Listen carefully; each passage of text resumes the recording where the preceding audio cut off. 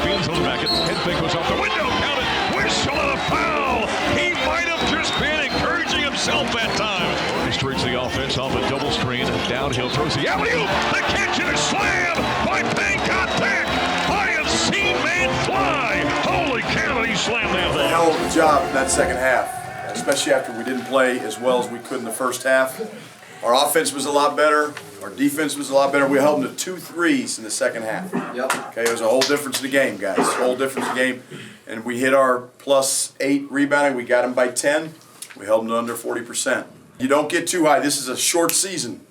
This is a short season. Boom. We got one more tomorrow night. We gotta take care of business on. It's not going to be easy. All right, great job, guys. 1, 2, 3, family. Well, we say in the month of March, you got to survive and advance, and the Buffaloes are on to the semifinals of the Pac-12 Conference Tournament as they open up with a victory over the 6-seeded Utes of Utah, 72-58. Hi, everybody. Welcome to Buffalo Stampede. We're here in Las Vegas, T-Mobile Arenas. Voice of the Buffs, Mark Johnson, Scott Wilkie, my partner, Buffs Greats. It's always fun this time of year to get a victory, and Colorado played very well in this ballgame. That was a fun game to watch, a fun game to call. Colorado really took control early. Utah made a run, came back, but second half, Colorado was in control most of the second half. Buffaloes have now won 7 games in a row. They're as hot as anybody in the country. What's changed for this basketball team here in the last month and a half or so? Tristan Da Silva's been consistently good, which he was a little more up and down earlier in the season. Eddie Lampkin's coming on, and KJ continues to play at a very high level at both ends of the floor. Eddie Lampkin was outstanding in this game. I mean, he, in number one, has cut down on his turnovers. He had 17 points. He had a CU career high tying 12 rebounds. He was a monster in the paint tonight, as physical as he was, battling with a couple of 7-footers in there. Yeah, battling on the offensive boards, 5 offensive rebounds and assists, and Mark, production after you get the offensive rebounds. Second chance points are huge. Sometimes you get rebounds on the offensive end and it doesn't produce anything. Tonight it did. Eddie's what, how should we say it? He's unconventional, isn't he? As big as he is, the way he handles the ball, the way he's different than a lot of big guys. He's got good hands, and he's also very light on his feet for a guy of his size. And on offense, when he's aggressive and makes quick decisions, quick moves, that's when he's most effective. Yep, and he was a monster in this one. KJ was 4 assists shy of having, by the way, a triple-double. I thought Tristan wasn't spectacular tonight, but the way he defends and the subtle things that he does, I thought he was a big part of this. He guards Brandon Carlson about as well as you can. Yep. He's tall enough to guard that 7-footer, and he's light on his feet, gets out and defends the three-point line, which Brandon Carlson likes to do. Buffaloes get the win, 72-58, move on to the semifinals of the Pac-12 Conference Tournament. Afterward, we heard from head coach Tad Boyle in the press conference. Presented by Coors Light. Coors Light, mountain cold refreshment made to chill. Celebrate responsibly.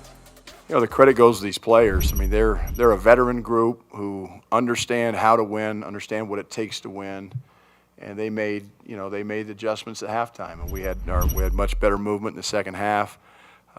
We held them to 2 threes instead of 6, and that was the difference in the game because that we felt like that was the only way they were going to get back in the game was to make 3. So and we got a 14-point lead in that first half, couldn't hold on to it, and but we stretched it in the second half to like 15 or 16, and then I think we went up 16 when Javon hit his free throw, and then did a good job down the stretch. So really proud of our players, and these guys deserve a lot of credit for what they've done this year, what they continue to do, what we will continue to do this year. Because the more communication we can have, the better. And Washington State is a hell of a team. We beat them shorthanded in Boulder. They weren't at their best. They got us in Pullman, and we weren't at our best. So I think it should be a hell of a game. They got some good players. They're well coached. It's not going to be easy, but nothing's easy in March, especially getting the semifinals of a tournament like this. So we're looking forward to the opportunity. We're going to get a lot of rest, get these guys off their feet a little bit, and we'll get a game plan put together. I'm not worried about that. There's the head coach, Tad Boyle, in the Pac-12 Conference post-game press conference. Buffaloes get the victory. Number 23 of the season, by the way. They've won 7 in a row, now 23-9, as the Buffs get a 72-58 win over the Utes of Utah, moving on to the semifinals now. The gold standard Tad talks about all the time. You hold the opposition below 40% shooting, Buffs did, and plus 8 or more rebounding in a ball game. They did. Colorado's 91-6 when they do that. Yeah, almost unbeatable. Yeah. And tonight they were plus 10 on the offense on the boards.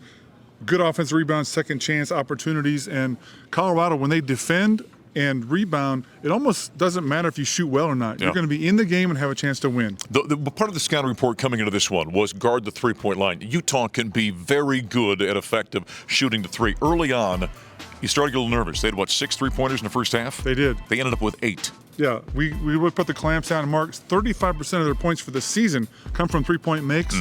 So if you limit that, they struggle to score. And tonight in the second half, we only give up 2, and we won the second half by 12 points. Bench points, by the way, or bench minutes, I should say, for Colorado were very impressive. Javon Ruffin came in. He had a big 3. The 2 young bigs, Hassan Diop and Banggot Dak, you might not see much in the stat line, but they continue to come in and be a big part of this team. They're not playing a lot of minutes, but Banggot Dak, every time he gets in there, he makes a spectacular block or a dunk.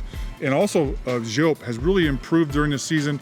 Little things, better defensively in the post. Those guys are coming on slowly. Scott, you know what this program was before Tad Boyle. I want to give you some numbers. 23 wins now. They set the all-time regular season wins list. They tie for 3rd for the most wins in a basketball season in Colorado history. They have won a game in all but 1 year of the Pac12 here in the tournament. They're in the semifinals for the 6th time under Tad Boyle. I mean, I don't think sometimes fans understand what Tad has done with this program. They don't. As a former player who played in the 80s and a guy who's been around the program, I have a great appreciation for Tad, what he does, and how he goes about it as well. I always have to add that in there. He does it the right way. Yep. The Buffaloes who get the 72-58 win as they knock off the Utes of Utah here in the quarterfinals and meet up with Washington State in the semis as the tournament continues for the Buffaloes. Coming up next here in the Buffalo Stampede, we're going to catch up with a former Buff, Tyler Bay, the Las Vegas native, came to watch his Buffaloes here tonight in the quarters.